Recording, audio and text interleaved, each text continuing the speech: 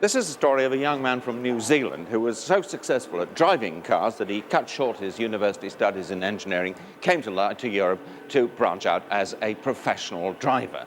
And in a few short years, he's been so successful as a driver, as a designer, and as a businessman that this little organization here, centered on this small factory at Colnbrook, last year exported racing cars worth $1.25 million. The name, of course, is Bruce McLaren, and he and his fellow New Zealander Denny Hulme drove the McLaren Ford single-seaters to such success last year that they finished second in the World Constructors Formula One Championship against the toughest opposition that the world could produce. But in addition, both Bruce McLaren and Denny Hulme, for the second year running, cleaned up the rich Can-Am series of 6 sports car races in the United States and Canada, collecting about £70,000 in prize money. You may not know much about the Can-Am series, but the way Bruce and Denny play it, it means a lot of dollars for Britain. And now here they are off to a flying start with the new American development, the formula for 5-litre single-seaters, and because of their prestige in the United States, with the racing successes they've had so far, they're already contemplating building 44 of these this year. This is another big dollar deal for Britain. Well, now let's take a look at the 3 McLaren models for 1969. First, the Can-Am sports racing car with the Chevrolet engine at the back. That's to say, it's got a Chevrolet block and crankshaft, otherwise an extremely special car. This cost you about £6,500, but if you want a 7-litre engine giving about 620 horsepower, you can say about £8,000 investment altogether. Even so, about 80 people have found it worthwhile to spend the money. The body, as you can see, is highly streamlined, plus what goes on the back. The air going in through here and out through there, or through the radiator, puts a big downthrust on the nose to keep the front wheels down, and then, of course, there's the aerofoil at the back to keep the rear wheels down. That is the American idea of a sports racing car, but, of course, if you pushed it outside of the door here onto the public highway, you'd collect enough summonses to keep the courts busy for weeks, because it doesn't have things like side lamps and headlamps and tail lamps and indicators and all the other things that the law requires. And it is a pretty heavy investment. And that's one of the things which has led to this development now, which is going to be big in the United States, Formula A for 5-litre production car engines, but single-seaters.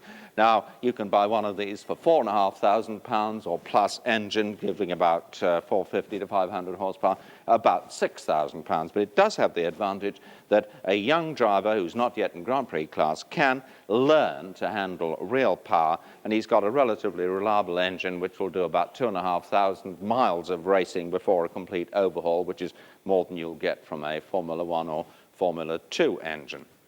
Now we come to something really exciting, the first view of the McLaren single-seater Formula One Grand Prix car for 1969. And this is our first sight of a Grand Prix car which is designed for 4-wheel drive. It won't have it at the beginning of the season, but it will have eventually. And that's one of the reasons why the petrol tanks are moved out here into the sponsons between the wheels to make room for the 4-wheel drive shafts and the planetary drive gear inside. As usual, of course, the Formula One engine is hung out on the back from this rear bulkhead, and so is the rear suspension.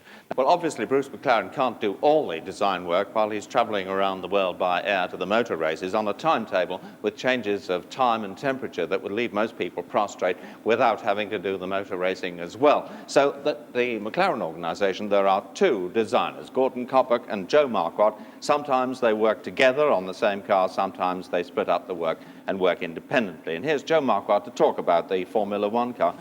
Now here you've got a sketch of, is this the Formula One car as it's going to appear? That's what we reckon it will look like, yeah. So it's not only going to be streamlined in between the wheels, but it's going to have a streamlined nose too? Yes, we might have some ideas on there as well, yes. Is it going to be something quite different from anything we've seen in the last few years? Oh, it will look different, yes, but I'm sure some other people will come up with these sort of things as well to accommodate the fuel. Now, a great deal of the drag on the present kind of single-seater is from the tyres and not from the body at all, isn't it? Yes, that's correct. How much are you going to cut down the drag by this fairing round the wheels? Oh, we reckon we cut it down by about 50%. The total drag?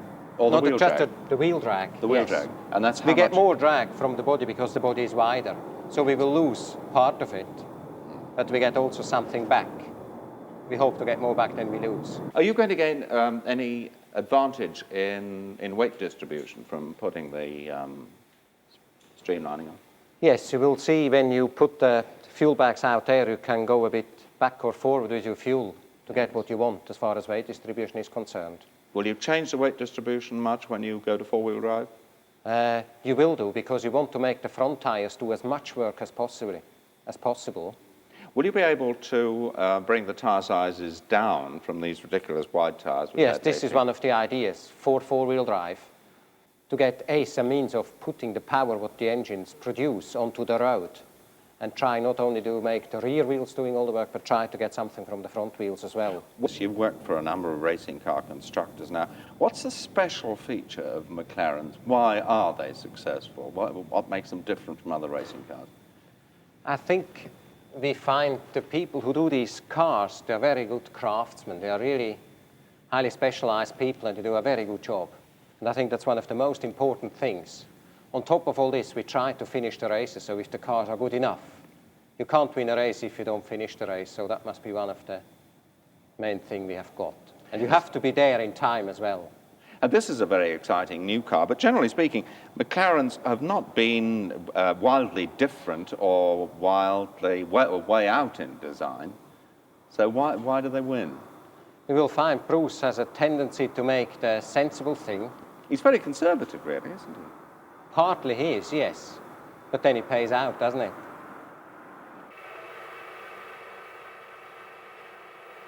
Motor racing is a precision business, and mistakes cost drivers' lives, so Bruce keeps a close watch on what goes on in the machine shop.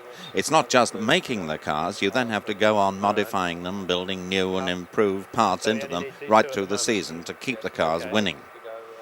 In export sales earnings, race winnings and support from sponsors, this little factory just off the end of the London airport runways probably earns as many dollars per man as any in the country, and a great deal more than most. Yet they have their problems too. On engines for the Can-Am and Formula A cars, they have to pay import duty of around £350 per engine. They get it back when the complete car is exported, but it means thousands of pounds of capital tied up earning no money, a heavy drain for a small company. And if they should simply start up an engine to test the car before delivering it to an export buyer, then they'd risk losing the import duty. That's the kind of straitjacket that we clamp on our top dollar earners. You have to be flexible in this business. There's Bruce checking over the construction of an aerofoil. That was one of the ideas that came in last season. This season we're going to see more streamlining, we're going to see four-wheel drive. The keynote is flexibility, and every one of the 35 men in this team pulls his weight. Give Don a call if you get stuck with anything. Phil Kerr, you're joint managing director of McLaren Racing. How long have you known Bruce? I've known Bruce now for about 17 years. That made you how old when you first knew him? Well, Bruce was 14 and I was 17 when we first met. If you had to describe him to somebody who doesn't know him, what would you say? If I had to describe Bruce, I'd say first of all that the main characteristic that you're aware of is his cheerfulness, and secondly his tremendous enthusiasm for any project in which he becomes involved. He just treats you well and respects your opinion, doesn't try and tell you what to do all the time. He's willing to let you use a bit of initiative. And only just guide you if you go a bit wrong. He allows you to be a person and work as a person, as an individual. I find him a man that I can talk to, I can reason with him about my job, and I think he takes an interest in all of us. Do you think him being a New Zealander makes any difference? None whatsoever. He spends a lot more time on the shop floor than a lot of bosses would. Does this upset people? No, it doesn't. No. He can show most people to do most things. We'll always improve on his work, naturally, as skilled workers, but he can show anybody how to do anything. Bruce, you're competing on the world's motor racing circuits and beating people who've got far, far more money to spend than you have. What's the secret of success? It's very difficult to say, Gordon, the absolute one thing that is the secret, because I don't think there is any one thing, but certainly experience is tremendously important in motor racing, and to build up a motor racing team with experienced people takes a long time. Now, you can put any number of engineers together very quickly, but they're still not going to come out with a race-winning automobile. They'll come out with a good car, but they may come out with it too late, or it may be unreliable, it may be undeveloped. To put together a group of people that can produce a racing car that's going to be ready on time and will work is the initial secret. Would you be very much better if you had 4 or 5 times as much money to spend? No, we'd probably get in a terrible mess, I imagine. Each year it gets a little harder to keep everything as neatly and as nicely controlled as we did in previous years, because there's just that much more administration, there is that much more to go wrong. It takes us more and more time to plan ahead, and it means more disruption. If I come into the workshop and want to change things suddenly, or want to get a particular job done in a hurry, there is more complaints, there are more moans, there's more chaos caused.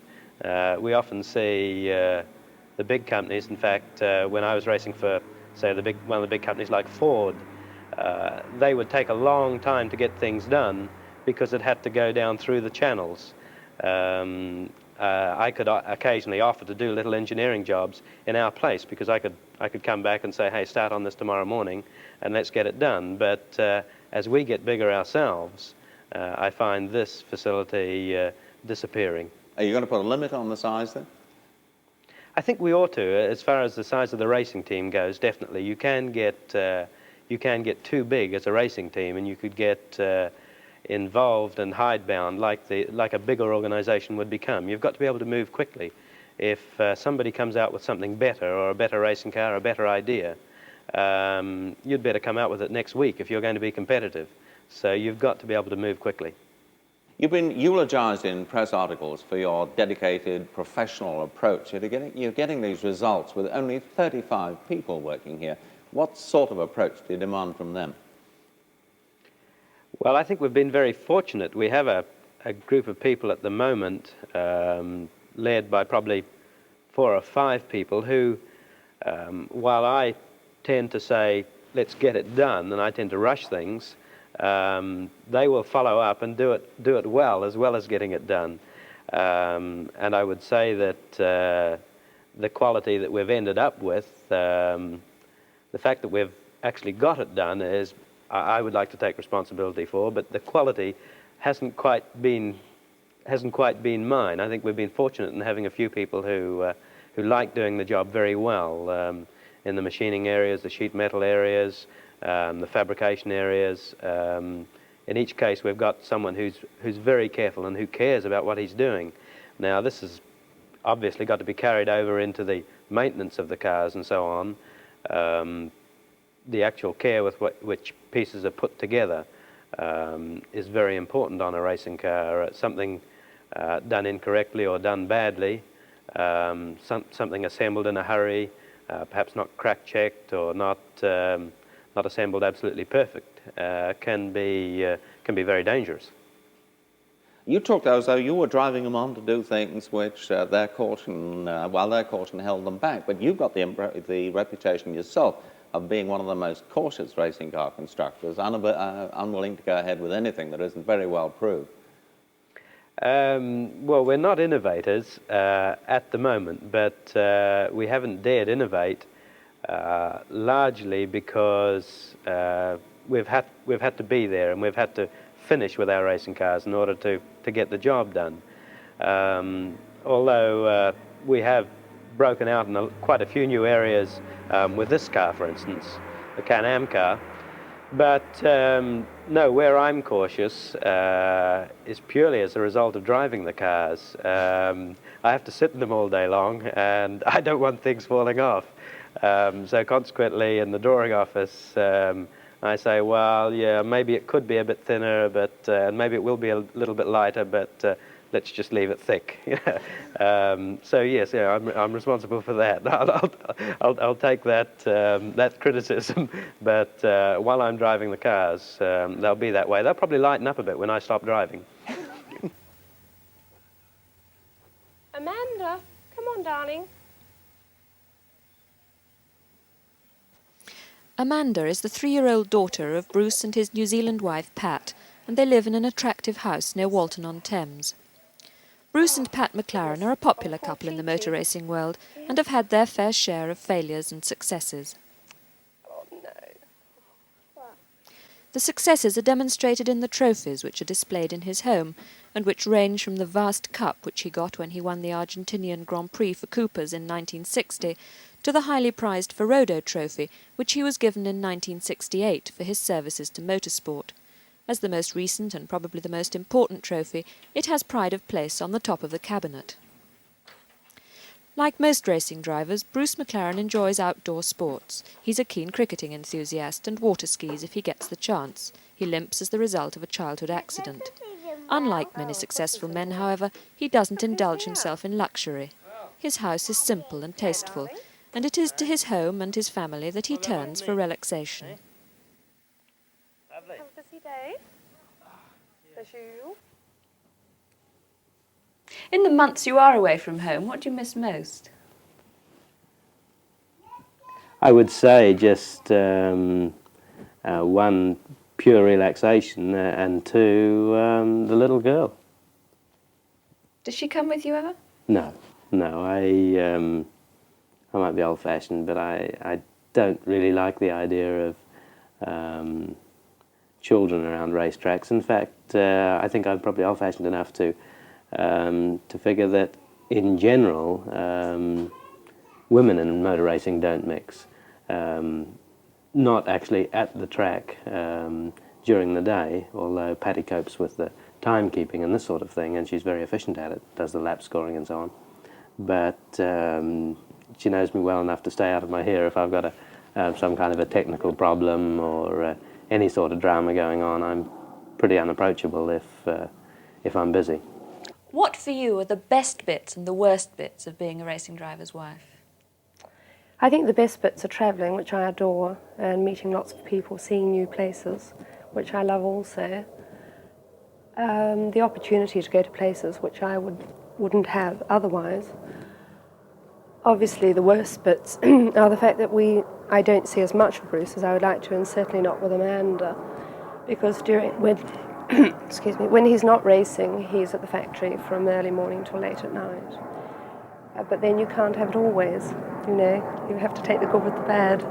Do you think that your family suffers as a result of the demands that motor racing makes?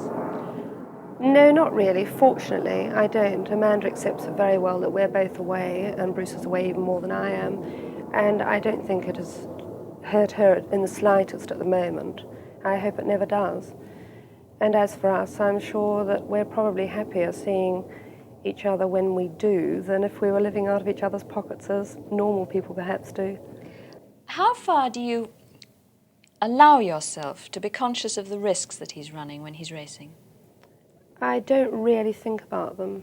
I'm not a nervous type, fortunately, and I don't really think about things that can happen. I mean, one always knows they can, and I don't think you completely dismiss them from your mind, but on the other hand, if you keep yourself busy, as I do, you have got time to think about them anyway, which I think is the best way. What makes these risks worthwhile?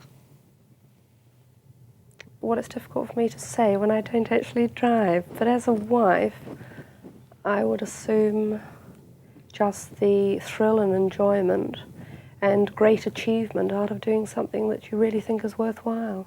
But can you sit and bite your nails through a race and then really feel that the achievement was worth it? Or don't you sometimes look at those trophies and think, gosh, you know, I'd rather not have had them? I could think of other things I'd like instead of some of those trophies, because they're not particularly beautiful, but on the end they all mean great things. No, I don't sit and bite my nails. I'm either timing or lap scoring or something, and I don't sort of think of it that way. Is motor racing the sort of thing that you're prepared to go on doing for life? Do you visualise it as a career in itself, or do you visualise yourself stopping and then doing something else? I'll stop the moment that I'll stop actively racing, the moment that I feel that I can't go as fast as I should, without kind of extending things too much.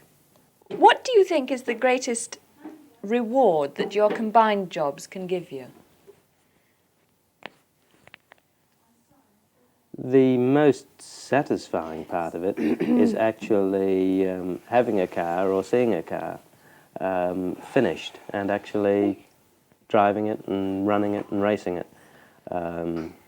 That's the most satisfying part at the moment. I think that's the thing that plus beating people that you race against, those are the two satisfying things. I think that's the thing that drives all the people that we're involved with in the company. Do you see the World Championship as a great sort of pinnacle? Not the World Championship in itself, but what it represents in the fact that you've done better than anyone else, yes.